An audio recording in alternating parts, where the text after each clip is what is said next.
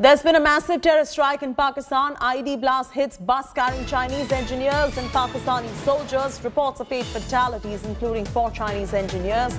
Several have been injured and are critical, according to reports that are trickling in from Pakistan at the moment. Bus was carrying Chinese engineers working on the Rasu Dam in KHYBER PAKHTUNKHWA province. There were 30 engineers and workers on the bus. That's the latest coming in. Gaurav Samant joins us live for the latest on this.